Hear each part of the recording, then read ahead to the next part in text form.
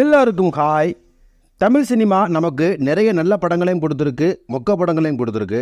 Box office ரீதியாக வசூலில் தாறுமாறான சாதனையும் பண்ணியிருக்கு, மட்டமான சாதனையும் பண்ணியிருக்கு. நிறைய தமிழ் படங்கள் கதை திரைக்கதை நல்லா இருந்து ஹிட்டான படங்களும் இருக்குது. சில படங்கள் படத்தோட மியூசிக் நல்லா இருந்தனால ஹிட்டும் ஆயிருக்கு. ஆனால் தமிழ் சினிமாவில் மியூசிக்கே இல்லாமல் மியூசிக் டைரக்டரே இல்லாமல் ஒரு படம் ரிலீஸ் ஆகிருக்கு. அப்படி மியூசிக் டைரக்டர் இல்லாத படம் என்ன படம்னு கொஞ்சம் இன்ட்ரெஸ்டிங்காகவே பார்ப்போம்.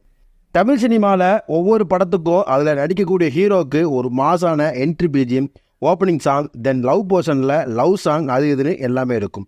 இப்போ வரக்கூடிய படங்களில் வில்லனுக்கு ஒரு பிஜிஎம், ஹீரோனுக்கு ஒரு பிஜிஎம், காமெடியனுக்கு ஒரு பிஜிஎம்னு ஆளாளுக்கு தனித்தனி பிஜிஎம்மை போட்டு மியூசிக் டைரக்டர் மாஸ் காட்டுறாங்க.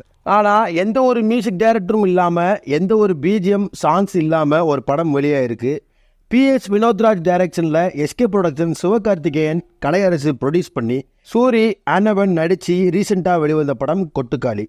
இந்த படத்தில் எந்த ஒரு மியூசிக் பிஜிஎம் சாங்ஸ், ஏன் மியூசிக் டைரக்டரே இல்லை. இந்த படத்துக்கு BS சக்திவேல் சினிமோட்டோகிராஃபி பண்ணியிருப்பார். இவரோட சினிமோட்டோகிராஃபி தென் எடிட்டிங்லேயே படத்தை கம்ப்ளீட் பண்ணிட்டாங்க. எல்லாமே ஒரிஜினல் சவுண்ட். படம் எடுக்கும்போது அவங்க பேசுகிற விதம், சுற்றி உள்ள கேட்குற சவுண்டு தான் படத்தில் ஒரிஜினலாக அப்படியே இருக்கும்.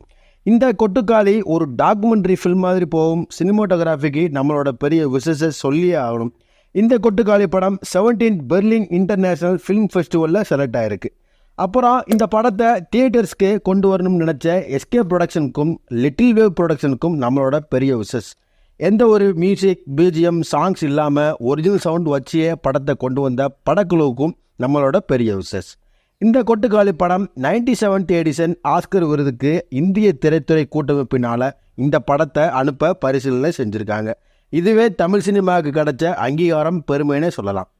இப்படி எந்த ஒரு மியூசிக் டைரக்டருமே இல்லாமல் இந்த கொட்டுக்காளி படம் ஆஸ்கருக்கு அனுப்ப பரிசீலனை செய்யப்பட்டிருக்கு நம்ம தமிழ் சினிமா சார்பில். இந்த வீடியோ பிடிச்சிருந்தா லைக் பண்ணுங்கள், உங்கள் ஃப்ரெண்ட்ஸ் எல்லாத்துக்கும் இந்த வீடியோவை ஷேர் பண்ணுங்கள்.